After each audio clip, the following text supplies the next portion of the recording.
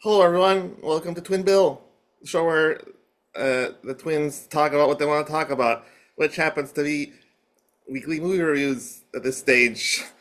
I'm Jason Luna. This is my twin brother, Marcus Luna. How is it going, Marcus? It's I'm trying to think about the signs of authoritarianism in our lives, but other than Yeah, that, things are going pretty well. I guess this show tenuously stands with Jimmy Kimmel. I don't want to get into that, but it's awkward. Definitely stand for first free speech. Yeah. Oh yeah, let's do a warm up first. Do our usual now, I guess. Seven things. Uh, I guess the implication is that you will come up with something a little more difficult. But I'll give you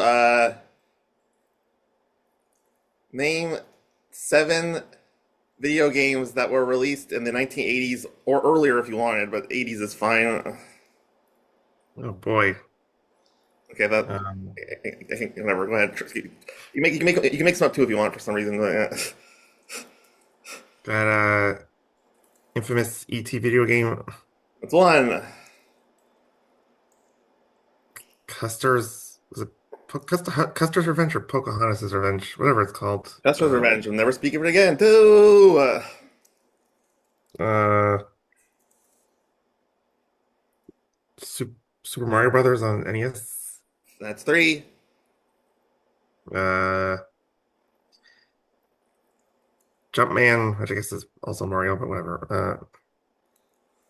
Four. I guess Donkey Kong is the most accurate description of what you just said. Yeah. I didn't say this would go well. Metroid. That's correct. That's five. Uh,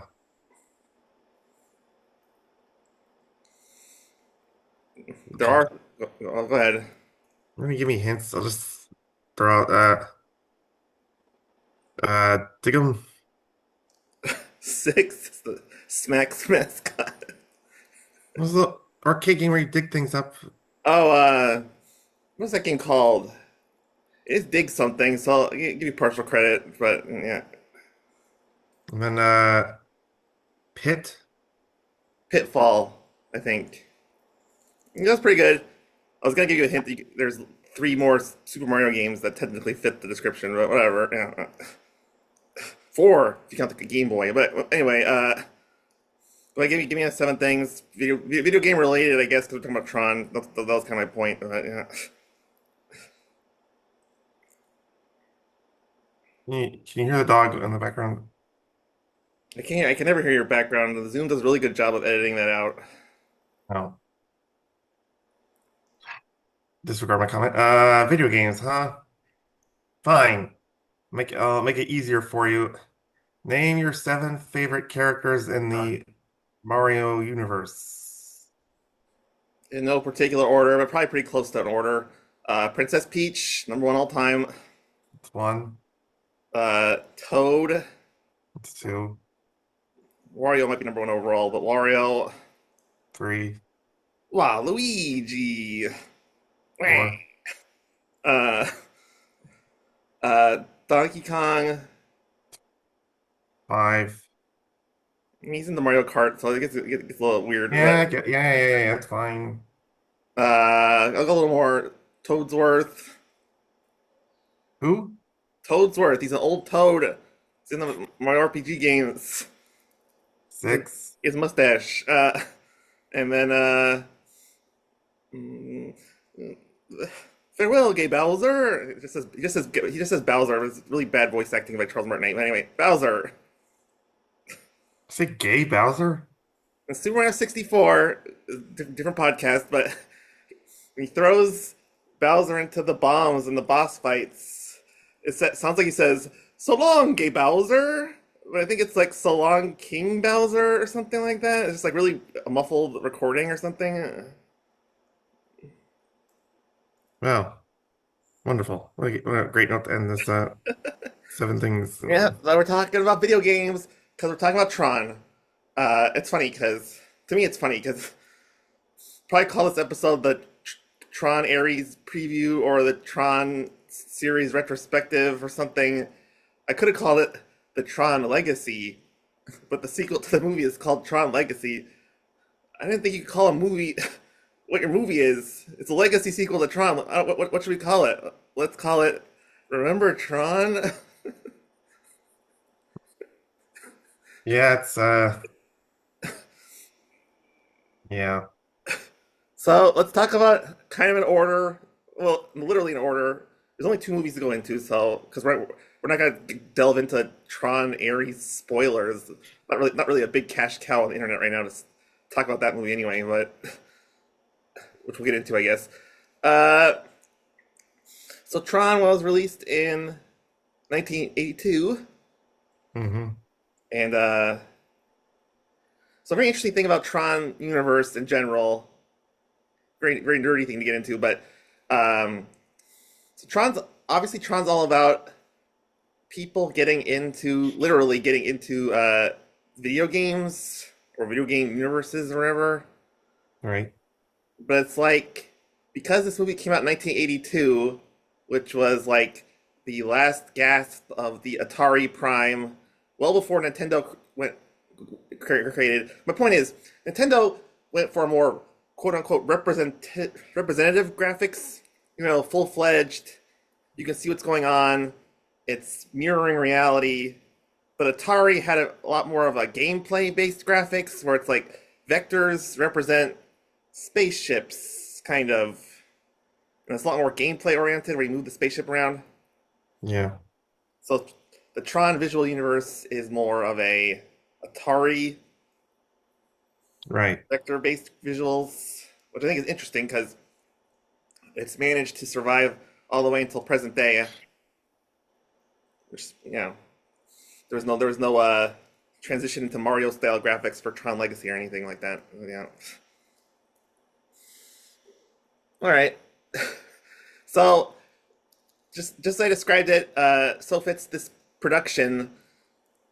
This guy Steven Lisberger, who directed Tron, if you look at his Wikipedia page, he's still alive and he's still working on Tron movies, and his whole career is pretty much just Tron centric. Like he did some Yeah. short films in the 70s, and then he directed Tron. He's in a cameo I could not remember based on the description in Tron Legacy, and he's still a production consultant on Tron Ares. And his only other movies are a lost John Cusack sex comedy that no one's ever heard of, and a failed science fiction project in the early '90s with Mark Hamill in it. Yep. That no one remembers. So this guy's Tron all the way. Uh, so before we get into the production and the plot and stuff, I'd always heard that Tron was a flop. This is why I hate film finance talk, because Tron had a $17 million budget, which is incredibly modest considering it's, a movie about how cool it looks and stuff. And it made $50 million at the box office and an additional $70 in merchandise. But Disney higher ups thought it would be like the biggest blockbuster ever, so internally they called it a disappointment. That kind of sucks. Yeah. Artificial expectations. So I want to randomly point out this movie has three of my quote unquote boys as actors. I think everyone likes Jeff Bridges, but also David Warner and my number one sci-fi adjacent actor Bruce Boxleitner. The name alone, it's got box and light in it. What else besides Tron do you like Bruce Boxleitner for? I don't like Babylon 5, but the captain character he played on that was very interesting. And I've seen him in other things. Oh, yeah, like genre stuff. Like he's in a Tales from the Crypt I liked. Typical stuff that Jason likes. Twilight Zone or Tales from the Crypt related. Yeah. But yeah, yeah. So both these movies, it's kind of hard to talk about the plot entirely because I kind of got a little disinterested in the plot because by the nature of it, they have to make it very like internal to the video game world, and it gets kind of, I don't know if convoluted's the right word. It's kind of busy in both movies. Oh my God, the busyness in the second movie, I it my brain could not keep up with the what Yeah, was happening in the second one. but I think a big advantage of the first movie, aside from probably a more streamlined plot, almost certainly a more streamlined plot, is I really liked describe this movie as lyrical or I don't know what the word is. It's like because there's a plot, but also the movie really enjoys exploring not only characters but like how characters are interpolated versus their in-game computer counterparts. So it's kind of like kind of more of an I don't know if it's an acting exploration or set design characterization. I don't know how to describe it, but so I have a list here of the characters versus characters thing because like in the real world, David Warner is probably a Disney executive. Hey, oh, I'm just kidding. He's a corporate guy who's not very nice to anyone, Yeah. and he has a AI program that's helping him be evil. Basically, I think evil's a little strong, but be what's the word? Uber capitalistic or mean or whatever. It feels very prescient now because the master control program, um, which is the AI that David Warner made, is becoming overpowerful and talks in the beginning of the movie about uh, basically taking over the world. So this is before Terminator and before real life AI Yeah, and the the, fears of it doing too much in our lives. the fact that it's basically coming from an Atari arcade game in particular, those things have like no. I can't imagine much world taking over computer power one of those, but that is pretty crazy. Yeah, and then but uh, the inverse is I don't know what you call it in Tron. How would you just what name would you give the world in the game? That's the stupid thing is this is a problem with both movies and I guess the universes. I don't get why it's called Tron because Tron is the name of Bruce Brockseitner's Program or program. well because he created the program as well. Yeah, yeah, but yeah, it's silly because I mean it makes sense from like a marketing thing like. It's a word that doesn't exist, but it's easy to remember, blah blah blah. But yeah, I agree that like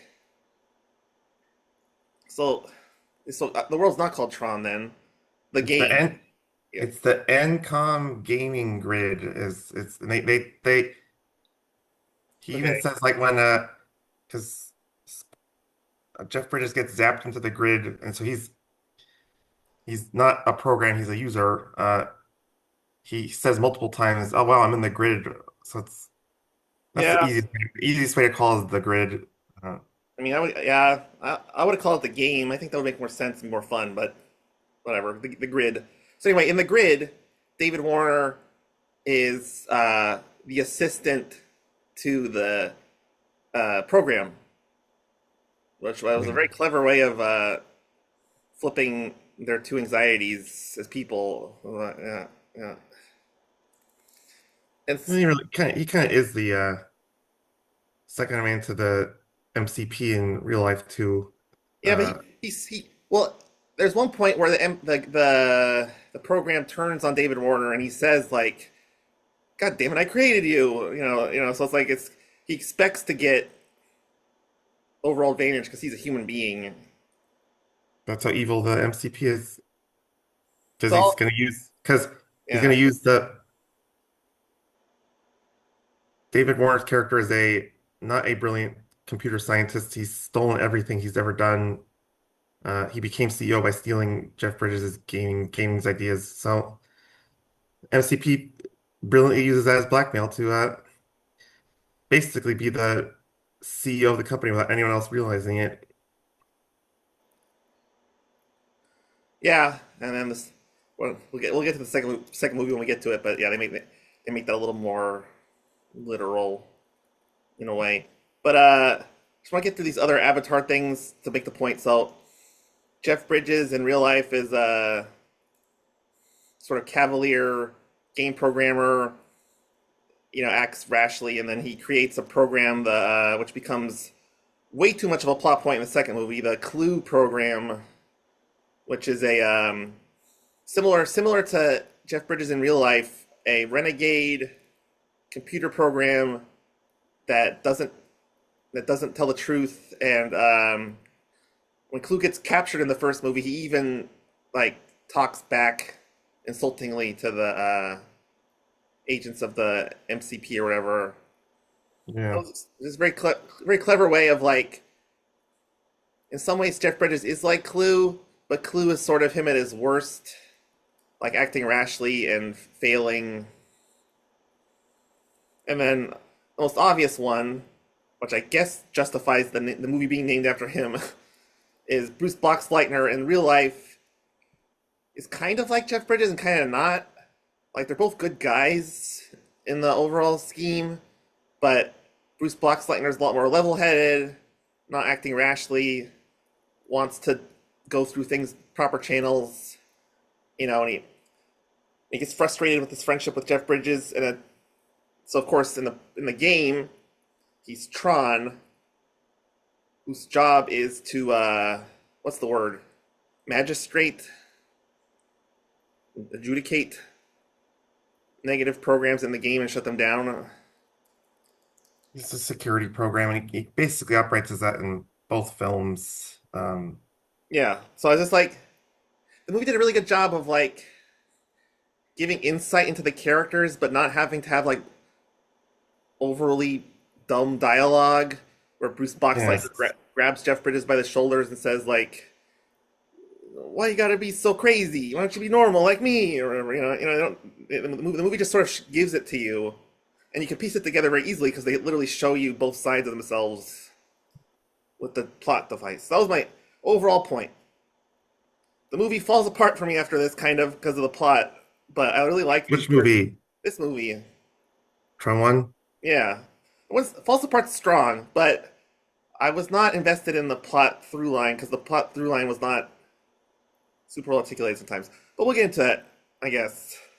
I agree.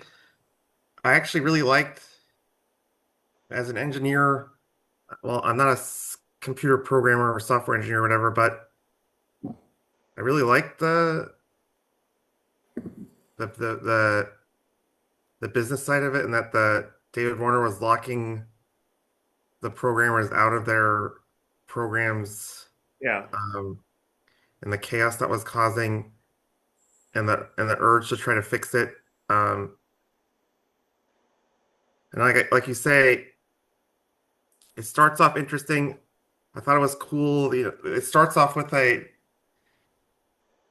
I guess they do a couple things before, but then they get into a light cycle race. The three main protagonists, Tron, Jeff Flynn, and Ram, who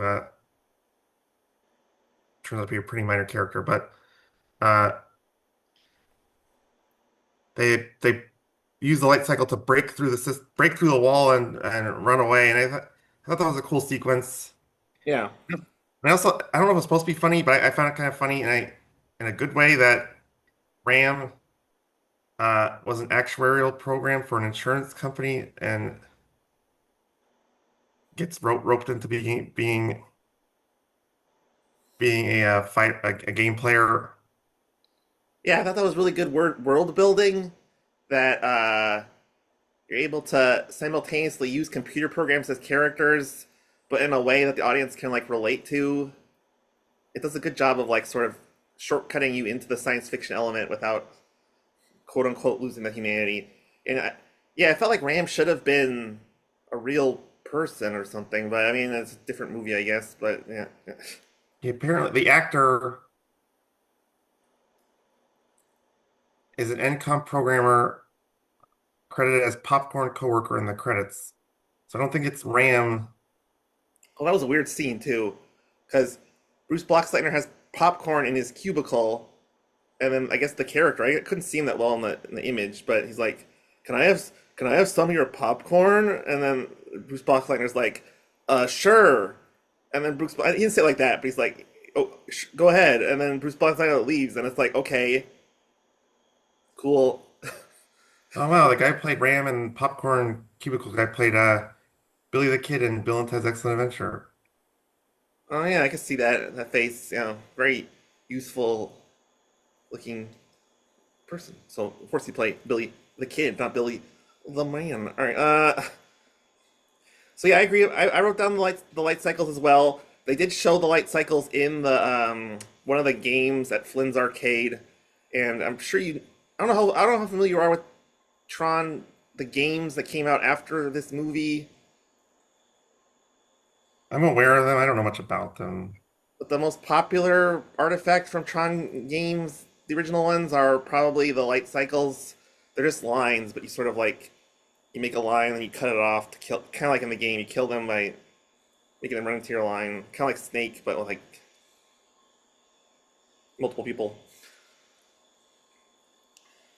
Yeah. So we're kind of dancing around the plot because the plot's a little whatever. But yeah. So the big set piece of the movie is that Flynn uh, breaks into the. Well, they all break into the headquarters. Flynn wants to get the rights back to the games he invented. I want to briefly mention.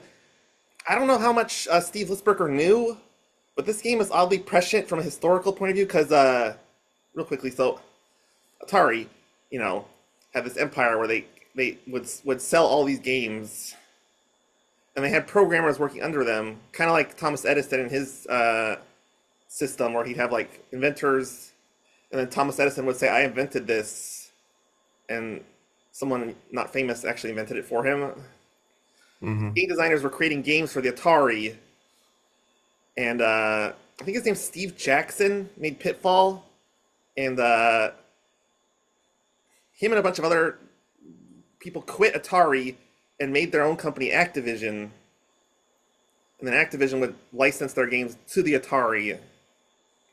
So anyway, that kind of reminded me of because the same thing happens to Jeff Bridges is makes he invents video games and then the corporation stole them. So it's kind of interesting that I don't know if Steve Lisberger was following that trend or if he just sort of, coincidence. But yeah,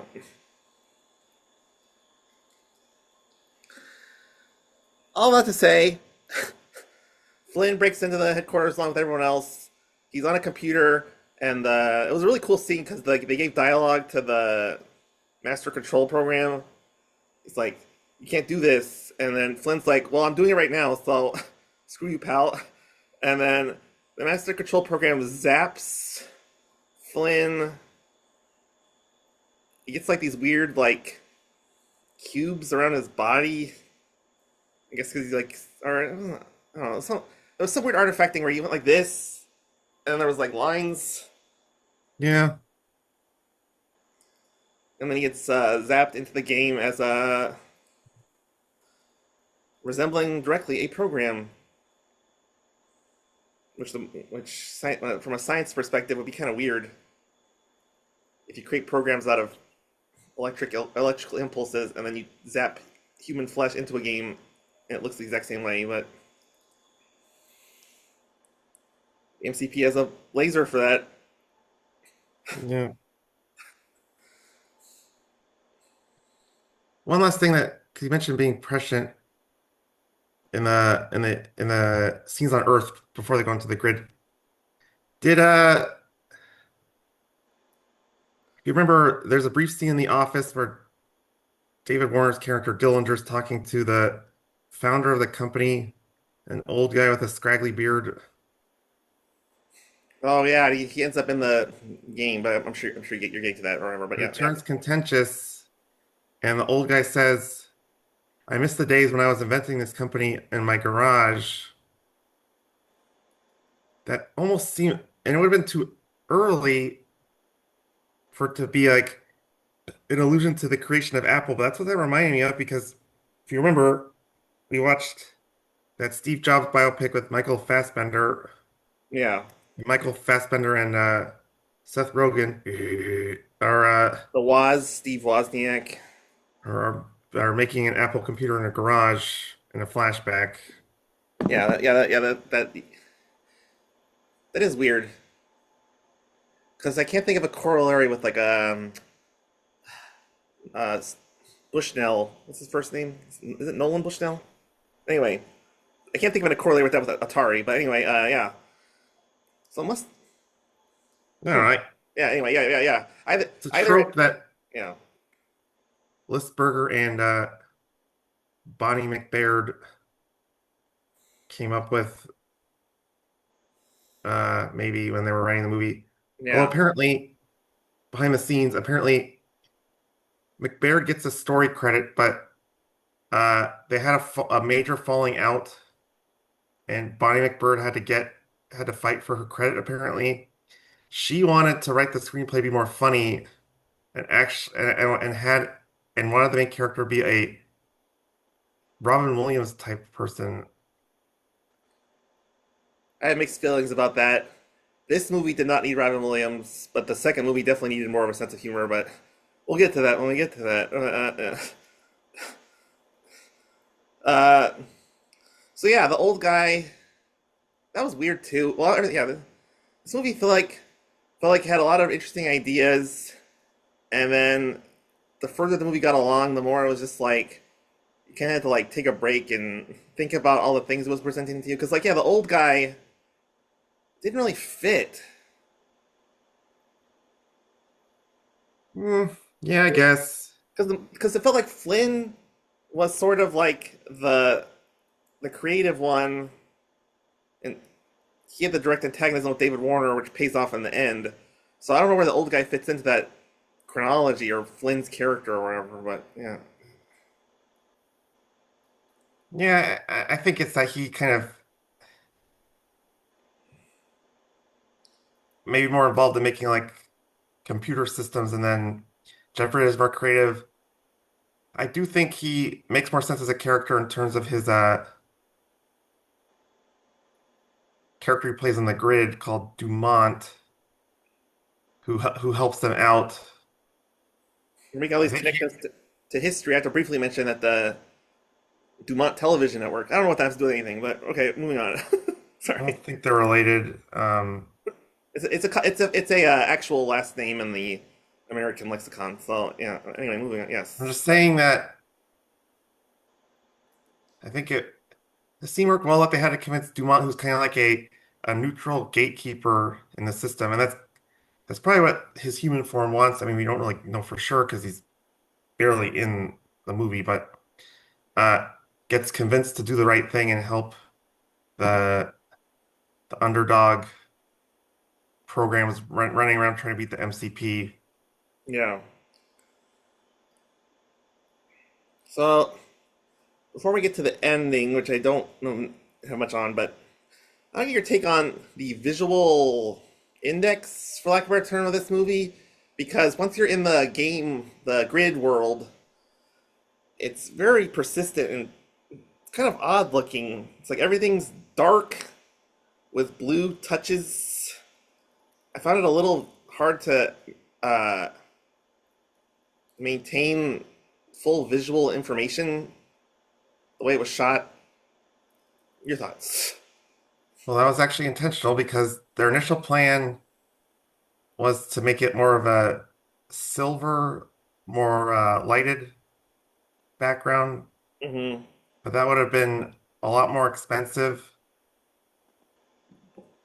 Because I kind of think of this movie how James Cameron described Avatar, where James Cameron had the idea for Avatar for years, but he didn't want to make it till technology could come to could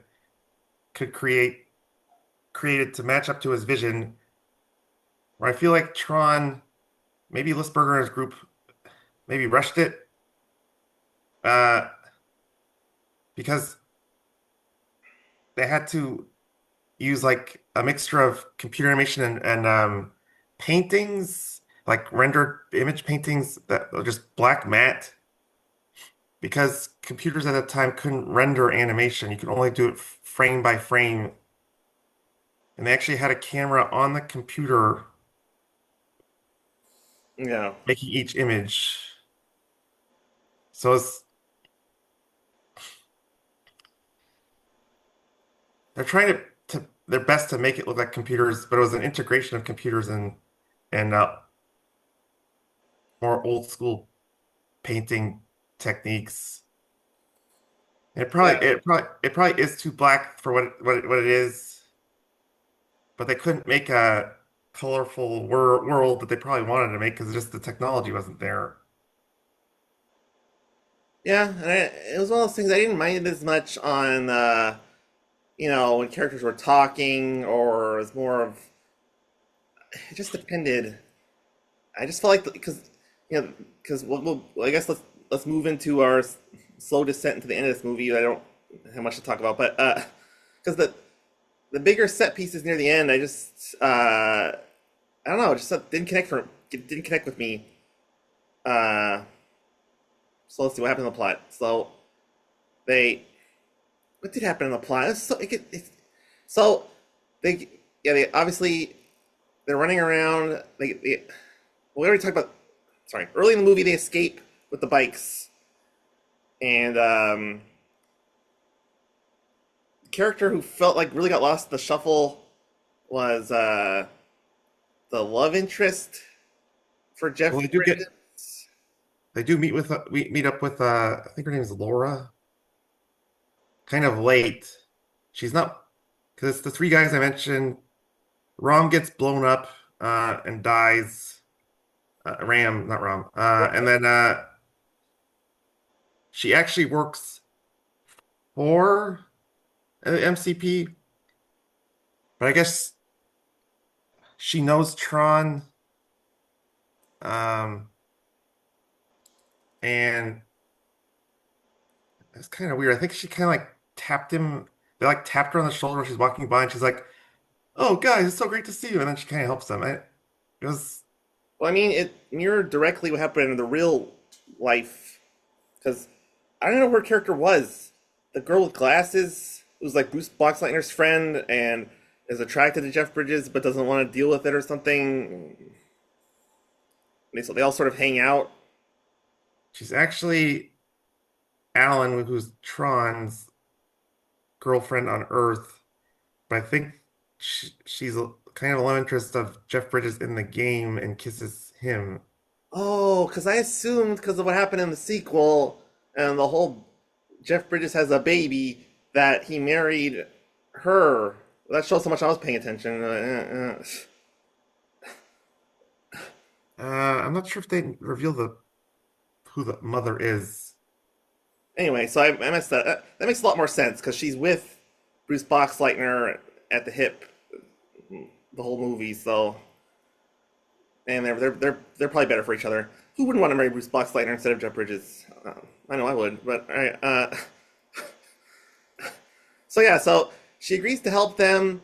They meet the old guy, the MCP. I want to briefly mention the M because what I remember the end of the in game movie being is there's a fight with an MCP. It's like a red tube with a face Yeah, on it. yeah. For fans like me of South Park, Kyle is sent to a Jewish summer camp, and there's an avatar of Moses. It's the same exact thing. It's orange instead of red, but it's the same exact design and voice. And it's like the tube demands sacrifices that are like Jewish kid things, like bring me the poorly made baskets, stuff like that. Yeah. It also reminded me of in Power Rangers. There's a guy in the tube that's kind of like their leader. Zordon, yes.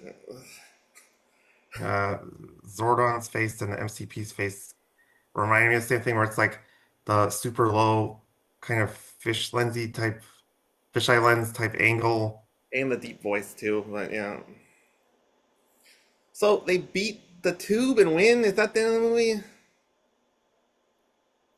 Uh, yes. They fight. I can't remember.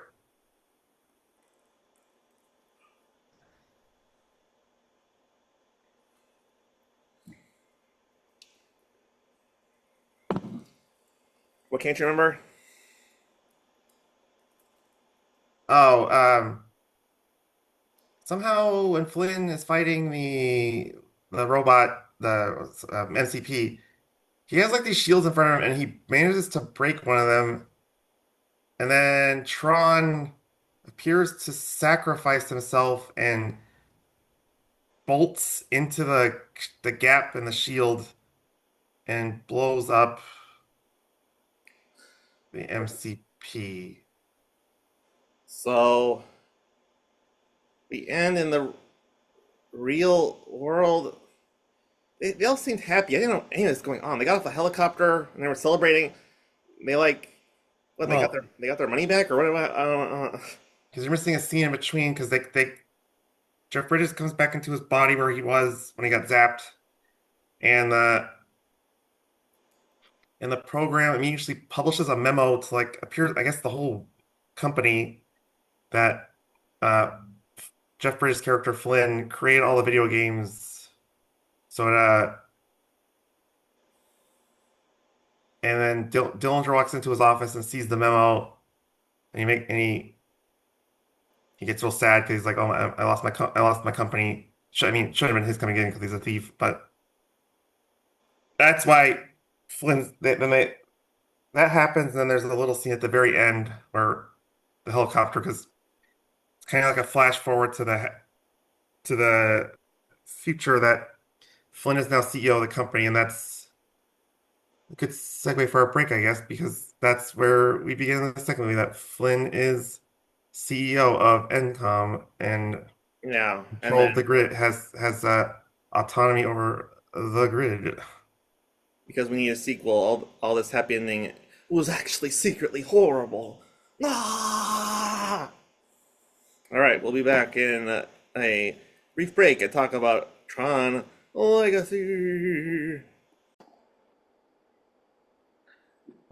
Welcome back from our little break there. So we're gonna talk about Tron Legacy, and I don't know about you, dear listener, but if you felt like this movie was somehow less uh good or less sentimentally approachable than the first movie, that makes sense. And the production and this, I think it'll only make more sense as we go along as to why this movie is a bit of an awkward sequel to the first one. So the first movie was basically like Steve Lisberger had this moment of inspiration, like what if someone went into a video game. There's not a lot of inspiration in the pre-production of this movie, as you might expect. So Steve Lisberger in the 2000s was still working on Tron material. He had just designed a video game called Tron 2.0, which I vaguely remember hearing about it coming out. Never saw it or anything. Yeah. And the way, man, 'cause sometimes you always hear these quotes and blurbs like why producers and filmmakers want to make a movie, and in the back of your mind, you always know, well, it's because they thought it would make a lot of money. And the story of this one was not super inspiring. So, some Disney producer saw Tron in the 2000s, and he's like, "Wow, this is really good. I want to make another one." And that's the story. So to hire it, who did they hire, Marcus? Or director, you're talking about? Yes, Joseph Kosinski. obviously best known as Tom Cruise's errand boy, the director of Oblivion and Top Gun. He's a maverick. And that makes a lot of sense. Those movies compared to this movie. Before we get into the Kristen, this I want to make a general note is watching these movies basically back to back was really frustrating, and I think this movie Tron Legacy would have been helped by seeing it years after seeing the first movie, where I had more of a vague nostalgia for it as opposed to liking the first movie and following its plot. Because there's a lot of this movie that doesn't connect to the first movie very much. Do you agree? I think too much connects to the first one. I think there's You don't think there's a tonality gap where it's like, no, no, no. why did this happy That- Disney movie about video games become a moody film noir? both things are true. I think uh, it's too much emotion, but there's also deliberate reference. There's obvious references to the first one, which, like you said, might have been we didn't set ourselves ourselves up for success on that because we had both literally just watched the original just before we watched this. So it was both. And then I was reading through the summary of the production and whatnot, and don't remember if it was Kaczynski or one of the several writers involved. So we're just cracking the surface of the mythology here. I go way overboard on new things happening within the universe. A plot about there's this race of people called ISOs. Uh, I try to watch these movies for the podcast with like fine tooth comb and know everything, but this movie I was checked out pretty early because of the filmmaking style and stuff. But yeah, I don't. Yes, ISOs. Yes. trying to learn the world building while they're doing Tron type action with a main character that I, one of the blurbs from the reviews I saw literally, and I agree, the guy who plays the son, Sam, literally does not seem to care about what's happening in the movie when he's watching it happen. I thought almost as a defense of this movie is like, oh, he kind of looks like Jeff Bridges. I wonder if that's Jeff Bridges' son who can't act, and they brought him in, and he's not. But you're onto something because in the casting of this movie, they had a self-described Darwinian casting process where one of the key things they're looking for was looking like, acting like, and talking like Jeff Bridges. Well, he looks like him. To say he talks like or acts like Jeff Bridges is an insult to the process of acting. Laurence Olivier is rolling in his grave. I think Olivia's got better things to worry about in heaven or hell than Tron, but He just likes spinning in his grave. I say, have you tried it? It's quite fantastic. Anyway, sorry. So this movie starts off on a really awkward foot. I wouldn't say bad. It was bad, but because we're just like lazily dropped back into right after the first movie ends, which again is so hard when you watch the first movie because you're like, this is a lot weirder than the first movie in terms of the quote unquote desaturation to 1980s footage, quote unquote. So Jeff Bridges, I guess, is a single father. They never addressed the mother like we said in our previous segment of this episode. And he's talking to his son, who's a little kid, and they make the baffling decision. When I saw the preview for this movie and didn't watch it in 2010, I thought it was terrible. It's even worse now. To de-age Jeff Bridges' face to the 1980s. Is that supposed to normalize the footage? uh, I mean, if you, I don't know, play any video game when it's originally made and then play another video game 20 years later, the character will look the same. But it's his real life, though, in the beginning. Oh, you're talking about that. I thought you were talking about, The flashback, or the pre-flashing to the forward, or whatever you call it. Yeah.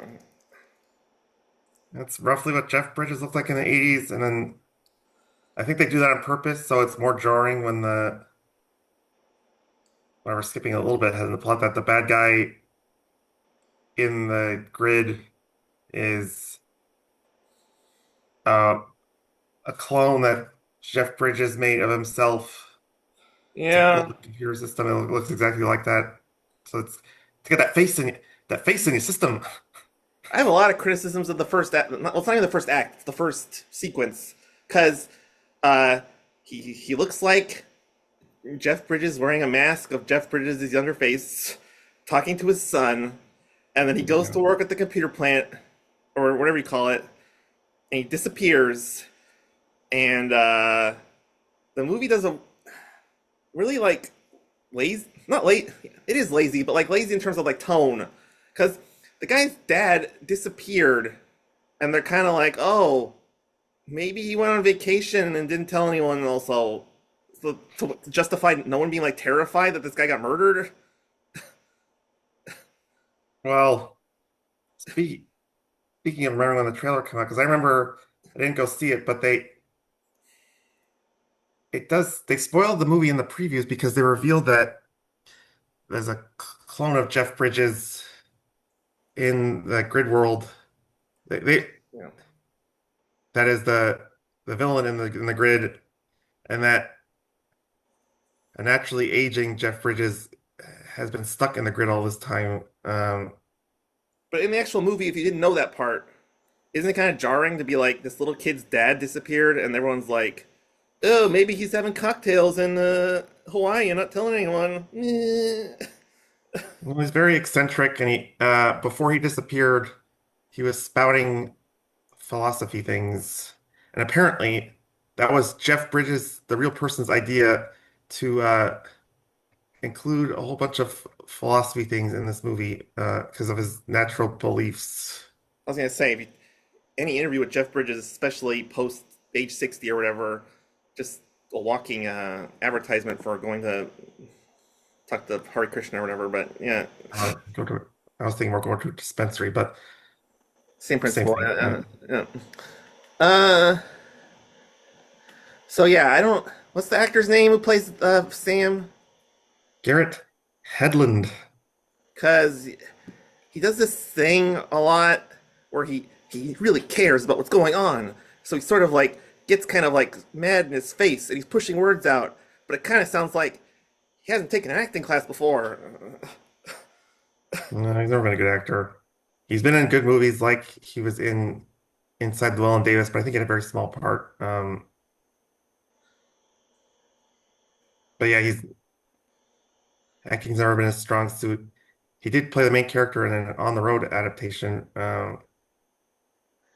Yeah, this can be a theme for the movie because I mentioned before, like, why would you take a upbeat, innovative Disney movie and make it into a depressing, basically film noir? And because we cut to the modern day business, random Cillian Murphy cameo. He's barely in the movie. He's actually uncredited, which was shocking to learn. And I feel like this movie might have been longer or something initially or something because he literally plays uh, Edward Dillinger Jr., David Warner's character's son. I didn't know that. I didn't know that. So I feel like there's a plot line that they cut out. So anyway, I think generic character actor guy is the acting. The infrastructure of this business is insane because Sam is basically by proxy or birthright or whatever you want to call it, the CEO of the company, but he doesn't want to do it because he's a bad boy on his motorcycle. So they have generic character actor guy who's not really in the movie that much as the acting. What would you call that role? Acting CEO or Chairman of the board, I guess. yeah, and It's a board meeting. him and Cillian Murphy was pretty poorly characterized. He was characterized even less. It was very weird that they're like the antagonists of the human world. And Bruce Boxleitner's there, but he's like, "Oh, I don't care anymore. This business went to shit." And it's like, what the fuck happened to this company? What happened to Bruce Boxleitner? He was like a nice guy in the first movie. Now he's like, "Oh, I'm worn out talking to all these corporate stiffs at this video game company." Like, Well, this doesn't feel like the same movie. Uh, yeah, like I said, I feel like this movie used every scene to be an homage uh to the original. So it's just But you, instead of David Warner's office, and I think there are some good scenes with that, they just kind of lazily use a board meeting. Honestly, would have been, I don't know. I don't know if they should have jumped to the grid faster because they do jump to the grid, I think, probably faster than the original movie. yeah, it's one of those diminishing return things where it would have been hard to maintain the magic of going on the grid in the first movie because it just comes out of nowhere in the first movie. Uh, this movie, they kind of just, yeah, it was very much like, oh, okay, we captured you, we're gonna throw you in the grid. It's like, okay. But my point was, okay, I'm gonna harp on this point a lot, but basic question: do you feel that Bruce Boxleitner's character did justice to his character in the first movie? Because I don't think he did. no, he's just call my review of this movie poorly done homage. But homage implies that it's taking referential material from the original. Bruce Boxleitner in their first movie is an idealist who's a nice guy Right. who wants to help Jeff Bridges and puts his neck on the line. In this movie, he's kind of like, "Oh, I'm just taking the money and floating by in this company forever." Ugh, and Well, that's why he needs to be the good guy because Jeff Bridges' character and then his son want to make free software, and so he has to align himself with them. and then So, we'll get to what they do to Tron because the same exact thing happens in the video game world where Tron makes no sense. What? Don't even call the movie Tron anymore. Ah! like I said, it didn't make sense to call it Tron in the first place. They could have called it uh, But at least Tron was a central character in the first the movie. The Grid second, or something. Tron ends up being like a hidden boss battle in the video game world in this movie. Yeah, but the movie's called Tron Legacy, so I don't know why they didn't bring that the woman back. I guess Hollywood has a problem of more willing to bring men back from older films than women. Got a new woman who's in the video game world. But Box Lightner is literally fan service to be look. Alan slash Tron is in this movie too.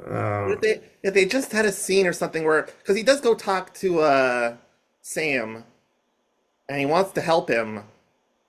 I think it was the issue was like Bruce Boxleitner told them, "I'm not doing any like scenes where I have to move very much."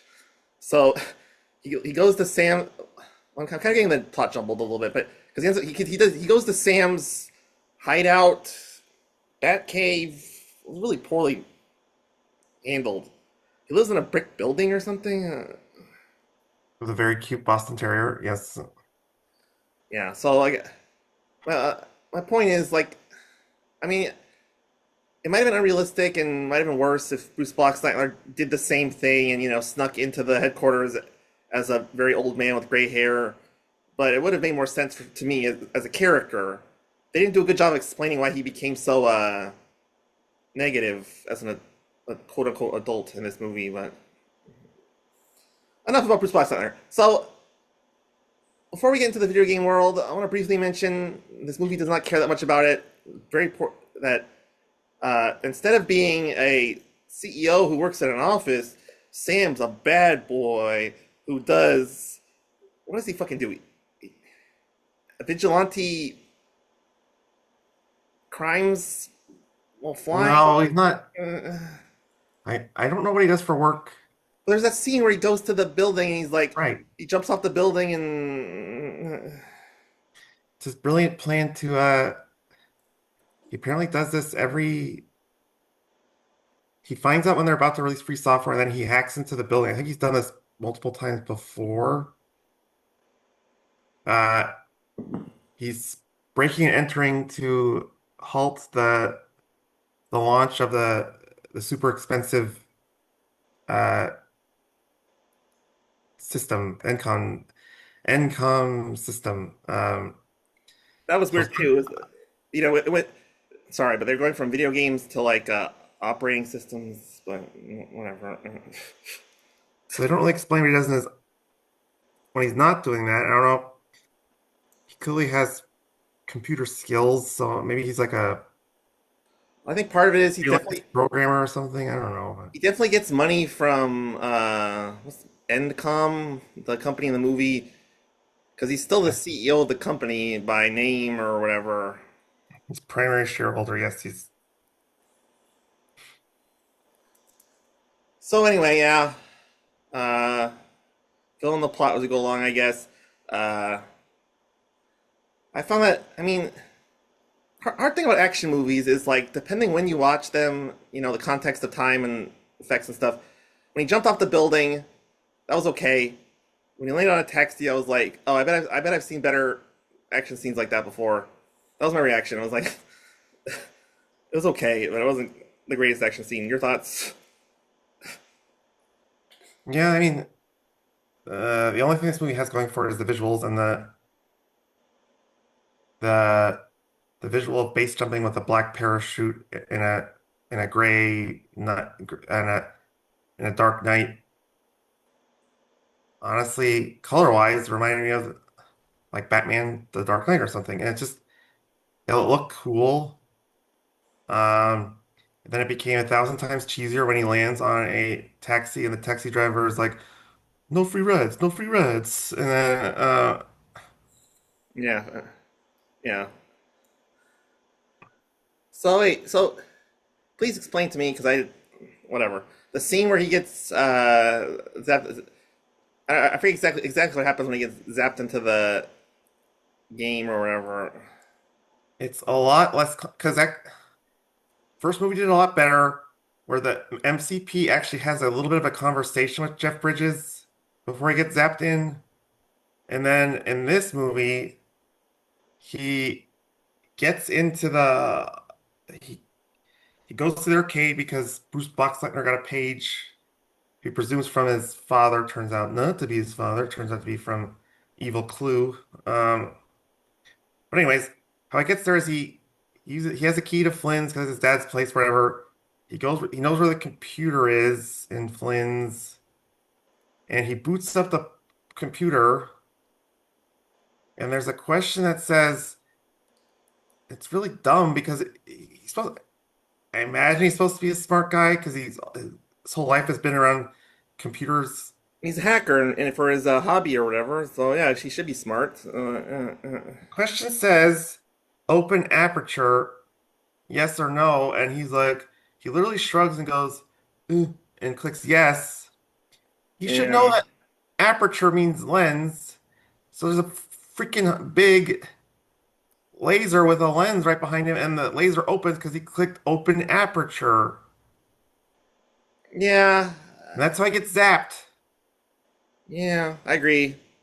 And it was like you say, as I've mentioned a million times, it's really hard to watch this movie after watching the first movie because it's a direct homage to the first Laser, and it plays a lot on the audience knowing the first movie. And I just find that completely disinteresting. But yeah. Yeah. So where am I here? Oh yeah.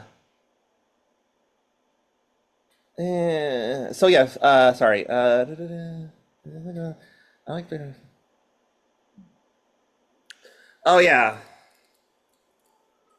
So I mean, I'll have general notes here, but in the first movie, they play a lot more off of like you're following in real time as Flynn is figuring out what's going on in the program, and he's like helping his new friends, and it's, you know, and probably the worst scene in the movie to me, and they do it a couple times, is sorry, kind of skipping around, but yes, I'll do this first. So Sam Sam is in the game, and they really terrible dialogue. I guess they're computer programs, so they're supposed to talk like this, but it's like put him games. You're going in the games, games. You're going in the games, and they throw him in a hole, and then I'll come back to some things in this scene that are interesting, but the crux of it is the worst part of the movie to me is he's in the games and the cycles. They're playing the disc game, and he's Uh-huh. for a quote unquote gamer or computer genius, he plays the game really stupid. And most games don't let you do this. Stuff like, oh, what if I just duck out of the way of the Tron disc and let the disc hit the person on the. I mean, depending on the program, that wouldn't exist. But I don't know. I'll give him credit. I don't know if he knew that was gonna happen. He was trying to not get hit, and then it boomeranged. I don't know if that was his intent. anyway, it honestly looked a little cheaper than the first movie because the play field was so small.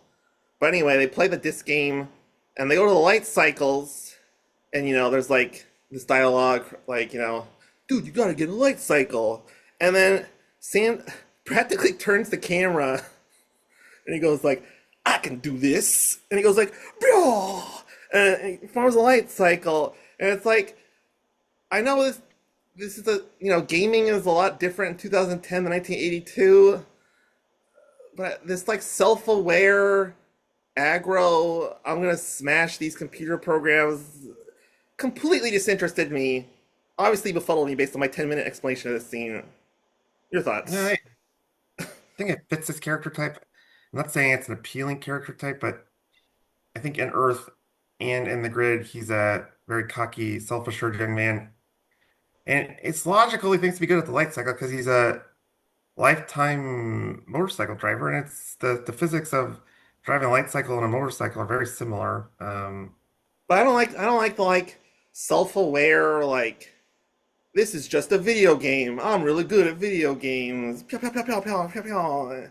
I mean, it just loses a lot of the narrative interest to me of the character exploring a new He world. probably knows about them because he never got to go to the grid when he was a kid, but they established in the very first scene of the movie that Jeff Bridges is told him stories about the grid as a kid. So it might he probably knew about it, and he's been working at he's been around Encom his whole life.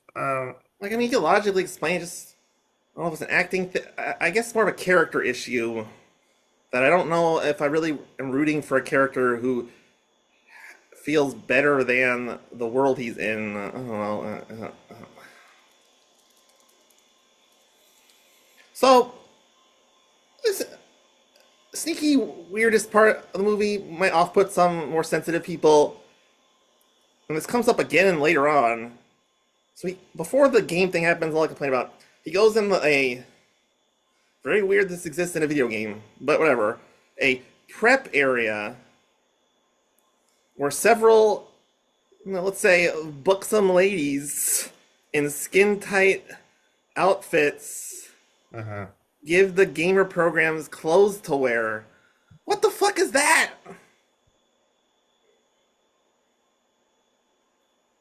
Uh, well, I mean, there are these humans that get sucked into a world, so and they have to wear, I don't know, Why do they have to be sexy looking? because Jeff Bridges likes it that way. Hell, hell, hell. That's the name of the game. Is I like it like that. That's the song they should have played. Right? It was just weird. It's like Sam's scared for his life and confused, and oh, he might pop a boner.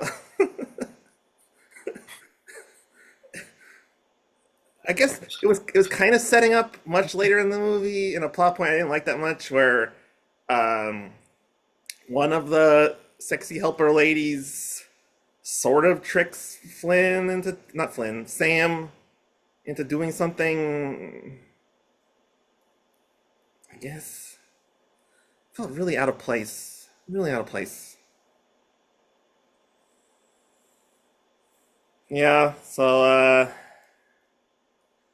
Sam meets Clue. Okay, this raises a lot of questions for me. Because in the first movie, Clue is Jeff Bridges' first and I guess last, because of the way the movie worked out, attempt to create an avatar to hack the Encom computer. Mm-hmm. And in the first movie, Clue looks like Jeff Bridges, but he's like a nice helper boy, and he gets killed. And then in this movie, in a flashback later on, real Jeff Bridges in the game created a new Clue who also looks like him and also called him Clue with no reference to the first Clue. And the Clue, instead of Sadly being, so. was a different program design than the first Clue because the first Clue was a hacker program. This was a, I don't know what the fuck Clue. The way that Jeff Bridges adding his philosophy stuff because it's like you're gonna help me build this world into the best image. Dot dot dot. It didn't bother me as much this part of it because this Why you call him need Clue? Why call him ah! Clue? Why call him Clue? Why call him Clue? Why call him Clue? What? I don't know if they ever explained the movie, but I'm seeing here that CLUE stands for Codified Likeness Utility. So, Okay, the first movie did not make it seem like it was a generic, like looks like Jeff Bridges program, but whatever. uh, yeah, CLUE got killed in the first one, so they made a new CLUE. I didn't But it was so different than the first Clue. First Clue was nice. because it's a you're a programmer. You make when you make a new program, a new version of the same program, you try Okay, to make improvements. so maybe this is more a question the movie will never answer. But why do you have to create a program that looks like you to do anything? Because I don't know, I had to look like him, I guess, but he wanted to act to be like him because he wanted a clone to create the world while he's away, being with his family and whatnot. Oh yeah, okay. And then he gets trapped by the deception of Clue, and Clue is gonna take over the real world. Fine. Because Clue basically takes Jeff Bridges' instructions way too literally, where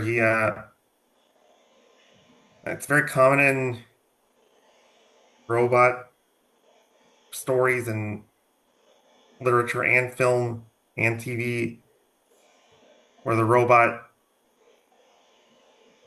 oftentimes it thinks it's better than its creator at doing what it was designed for, so it needs to eliminate the creator to complete its vision.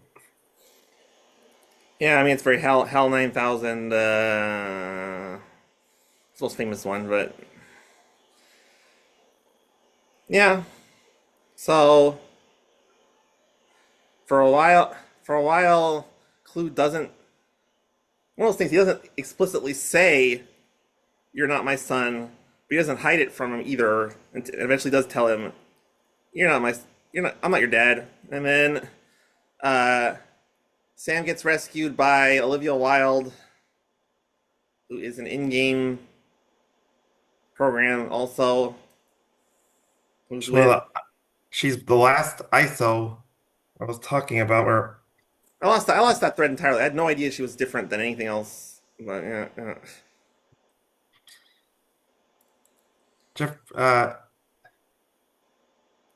remember, I think it was when he meets up with Jeff. He finds Jeff Bridges in his loft after a core brings him. He explains it that he's like, let me tell you. He basically tells him the story of why he disappeared back when he was a kid and never saw him again until now. And then in the middle of that story, it felt like a slap in the face. Like, what the hell's going on? Like, so there were these people naturally occurring in the universe called ISOs, and they were amazing. Their DNA was different than ours. I could learn a lot. We could learn a lot from them. We could have fixed diseases, stop, cured hunger, blah blah blah, blah all this great stuff. And and clues like, uh, no way, man. These are these aren't part of the plan that execute the plan that you're talking about. So Clue basically does some genocide to get rid of them. Yeah, I mean, it makes sense that in a generic supervillain kind of way, it's like I'm building the perfect world, so why would I want an organic element in the mix? But the weird part is, why is a video game self-replicating biologically useful individuals? But whatever. This movie doesn't care. I don't care. it makes a lot more sense that she's the last of the ISOs because spoiler alert for the ending, but Jeff Bridges really prioritizes her existence as an audience member. I was like, I do not care. I mean, it's nice that she doesn't die, but it's like I'm not worried about her on a personal level, you know. Yeah. Yeah, So oh yeah, what do you think of the joke? It's one of the rare jokes in this movie that landed for me is that because he Jeff Bridges brought a bunch of books from the real world, and Olivia Wilde read all of them, and she's like, "Do you know Jules Verne?" And Sam's like, "Yeah, of course I know Jules Verne." And then she's like, "What's he like?" didn't realize she'd turn into It's a Monty Python reference that's not worth getting into, but I was thinking Eliza Doolittle. Jules Verne, is it? Does he live on Lancaster Street? But was that joke funny to you? Because it was not super funny to me. But It was kind of yeah, it was decent. I mean, for this movie, it's funny as prime Jerry Lewis or something. yeah, and then this is well, I really had a flashback to Blade Runner 2049, which is a much better movie, but you just get like the actors you want to get in this movie just show up. That's most of my notes is like, what is Michael Sheen and that other guy doing in this movie? And because they just show up like very late in the movie. Who's the other guy? He was Michael Sheen has some other. I wrote Irish Gangster Boy, so he must have been in some movie, but I don't know. Whatever. What do you think of Michael Sheen's character? Because I barely remember. He works in a restaurant or something, or bar or something, or Uh, it's kind of weird. Some reviews liked him because he was how flamboyant he was, but it's just weird that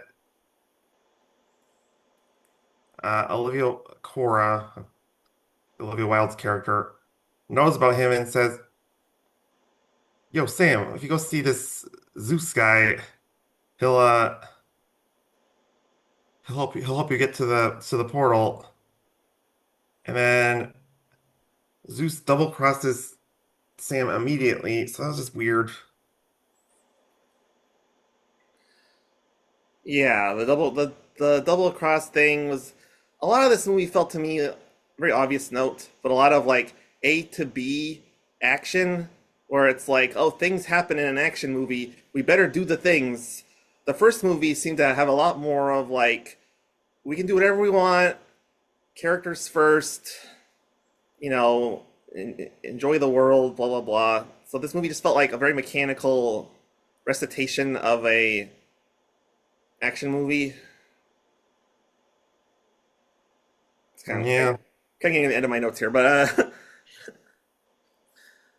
yeah, I was not a big fan of the. I'm really wrapping things up here, but the treatment of Tron, because the whole movie you're kind of like, oh, Tron's not in this, and then it turns out Tron was one of the members of the security force of Clue. It's like he's all in black. You can't even see his face, and then he sort of well, plays his hand as like a sleeper agent for Jeff Bridges at the very end or something. Is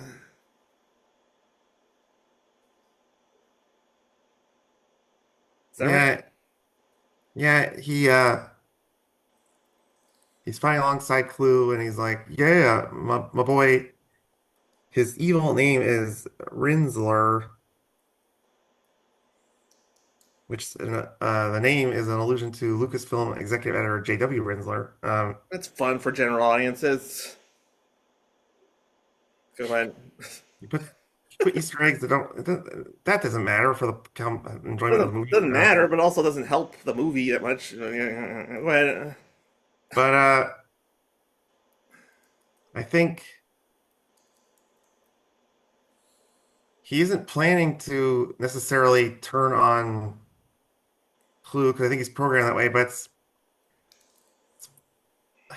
kind of like a love conquers all type of thing where something deep within Tron slash Rinsler makes Tron come out to fight back against Clue.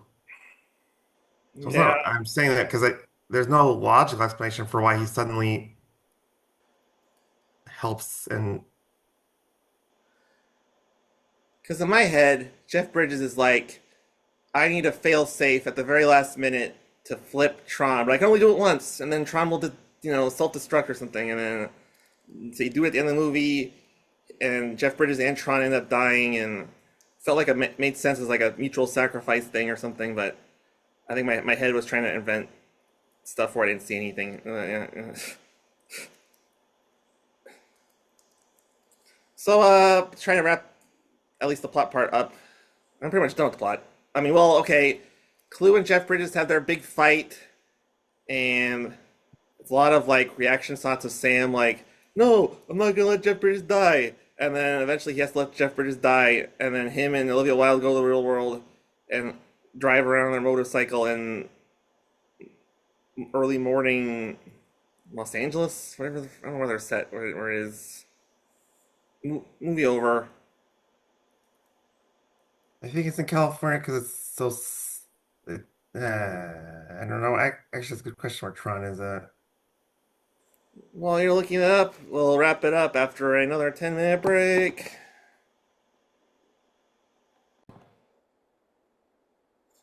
Welcome back to the show. So Marcus, where's the Tron universe slash Tron Legacy supposed to be set in the real world? In the fictional California city of Center City. And as we were discussing off camera briefly, even money, it's probably somewhere in the greater Los Angeles area because that's where the movie was probably made, but could also be a little further north in the general Silicon Valley. It's hard to say. All right. We've talked about two movies. There's a third one coming out, so do a similar but slightly different, Marcus. Give me your score and review for Tron 1982, Tron Legacy, and if you have any thoughts of expectation, I don't think we have spoilers, but no spoilers for Tron Ares. You can throw those in at the end. Go ahead. I think Tron is the perfect movie for 1982. Uh, it's about when people are really into Atari and stuff, and it looks like Atari. It's a fun action adventure movie, and the allusions to computers is actually pretty impressive in 1982. Uh, so I think it's a solid movie. The plot gets a little contrived, but it's 7 point, I'll give it a 7.5 out of 10. Moving on to Legacy, the plot gets much worse. Keep harping on this, but the stupid plotline with the ISOs. And something I didn't mention when talking about the plot real quick. When Sam goes off by himself to go find Zeus, and the reason he does that is because Jeff Bridges is like, we can't go to the portal, it's too dangerous. So Jeff Bridges' alternative is just sit in his little place forever. Didn't make sense to me. And then pretty quickly when he runs up to Sam, when he and Cora go help Sam, he says, "You're right, Sam. We need to go for it." It's like, why could you say that? Just Tron Legacy was frustrating in a lot of ways. If you think about it, the plot's exactly the same, where three people who don't want to be in the grid are trying to get out of the grid by beating a evil entity within the grid. So it's too much of a legacy to the original, and then they throw in stuff to make it more confusing with the ISOs that have by themselves within a computer universe, not programmed, have DNA which can cure diseases or something. It looked it looked great in its own way, I guess. And actually, if you look at the reviews, that's what they mainly focus on. But the plot is so derivative of the first one and a little worse. But there's some fun action sequences, so it's not definitely not the worst movie we reviewed. So I'd say a 4. And then thoughts on Ares. Um, I don't know. Based on the previews, it looks like it takes place on Earth alone. which is probably for the best. Because another grit, if I go into the theater when I watch this, and then they're like, we're going back into the grid," I'll probably go, "Not again," because this, I don't think they can go back into the grid again. I'm nervous about Jared Leto because he's not my favorite actor. But the preview did look cool. So I'm cautiously optimistic that it'll be much better than the second one and hopefully better than the first one. Uh, Uh, yeah. So my reviews will not be that dissimilar. The first Tron, something we did not talk about too much because it's a little derivative of other content, but I had his name written here. Oh yeah, Ron Miller. So yeah, the Disney in the '80s was almost artificially trying to create something new. Ron Miller was famously the executive was like Disney princesses, pshaw, Black Cauldron. That's how you do it.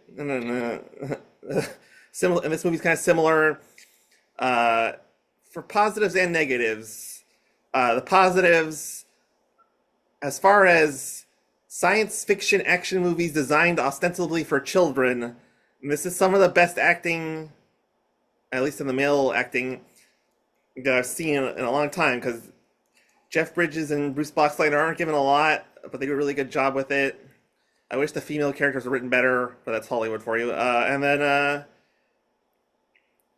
the bad is that I don't know if it was a budget thing, but they couldn't build a traditional ending.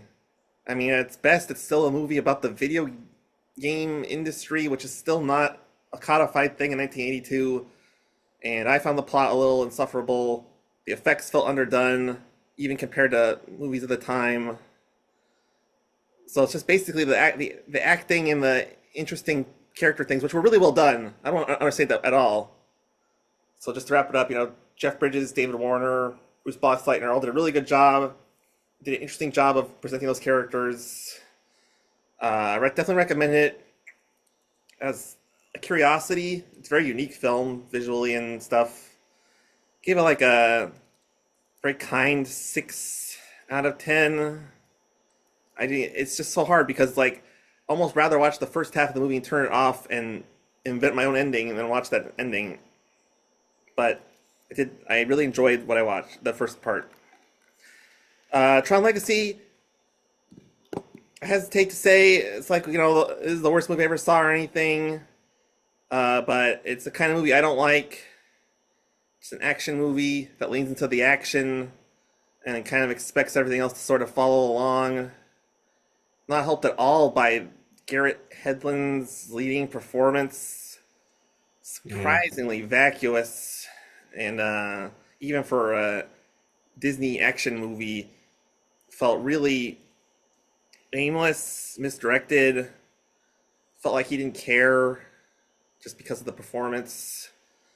And yeah, all the things we said, like whatever charms the first movie had, felt like were intentionally either avoided or reused to the point of making me feel dumb for recognizing them, and felt oddly mean spirited. It did not feel like an accurate. Felt like a movie that was dependent on the first movie, but also alienating from it intentionally. Um, I mean, kind of reminds me a little bit of the. He did a better job with that transition, but to go from Top Gun to Top Gun Maverick, same kind of thing where it's like it uses so many touchstones from the first movie that it makes it hard to take seriously as a new thing. And yeah, I just don't. Like I said, I felt the movie was mean spirited in its way. I think a lot of part because characterization was avoided entirely, which in some ways makes Yeah. sense. Our main characters are a son we never saw grow up, a father who was better established in a different movie, a villain who looks like another character in the movie, a titular character who is hidden for 90% of the film under ugly CGI and was much better represented in the first movie. This movie's just a constant harbinger of, hey, wouldn't you rather be watching the other movie called Tron? And I think just because I know people who are more forgiving to action movies than me would like this movie from an emotional level. I'll give it a little bit of a forgiving 4.5 out of 10 because it's not for me. I hated it, but it's well made. Technically, I do not like the Jeff Bridges face. I'll never. I will say it till the day I die. That was not good CGI to reuse his face like that. And then Tron Ares, yeah, pretty similar to you.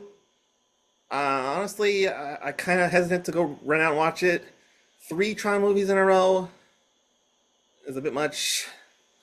Uh, but they're really clever in using the CGI with the real world, which is something that honestly the second movie should have done Yeah. because because it seems like a natural progression as opposed to redoing the first movie literally.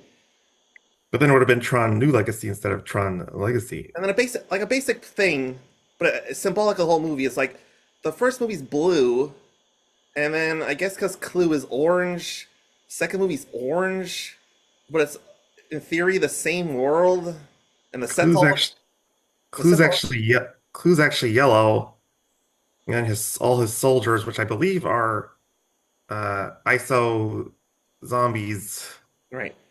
are orange. Well, my point is that it's just weird because it's set in the same world, but the sets look different, colors are different. It, you're damned if you damned if you don't. If Tron Legacy looks so much nicer than the first world, then why is it the same world? I mean, it's like it goes both ways. My point is, Yeah. Tron Ares is trying something a little different with the real world. The main appeal to that movie, which is usually not a good sign for a movie preview, honestly, is the Nine Inch Nails music, which was excellent in the preview. And I'm a big fan of Trent Reznor and Nine Inch Nails. But historically, if a movie has a bitchin' soundtrack, when you watch the movie, you're kind of like, oh, this isn't a music video.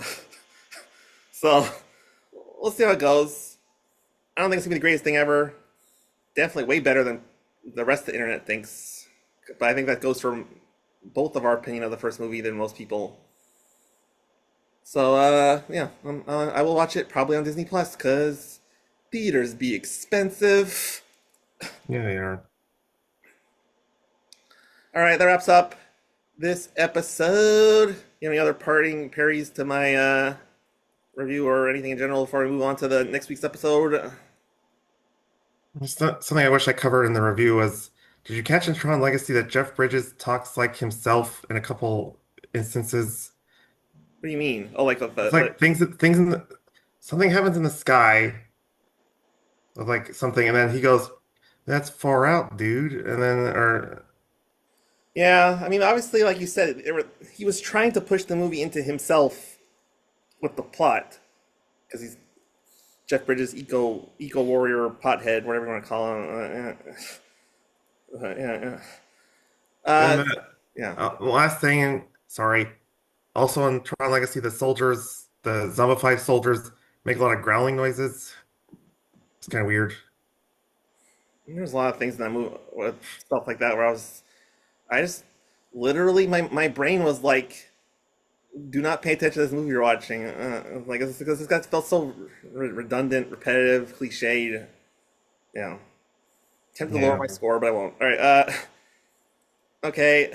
So after making this choice, which we are gonna watch, I kind of take a break from going from movies on Tubi that I consider the worst movies ever made, because after I picked the movie, I saw a movie that was worse, which we'll maybe talk about next week. But yeah, this movie was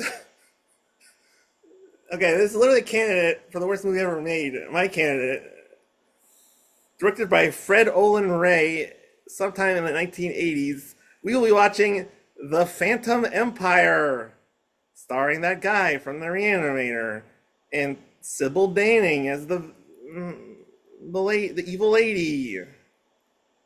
It's quite bad. It's on Tubi. Never heard of it, so eager to find out what's it all about.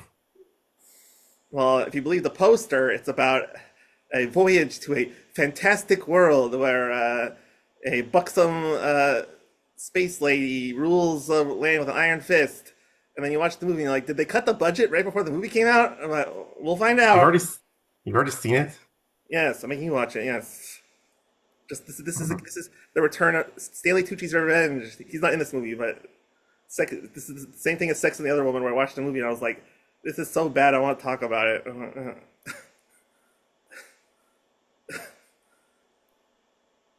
So tune in next week for an exciting voyage into the Phantom Empire. Dun, dun, dun, dun, dun, dun, dun. Okay. See you then. Thanks, everyone. Yeah, Listening. see you next time on Twin Bill.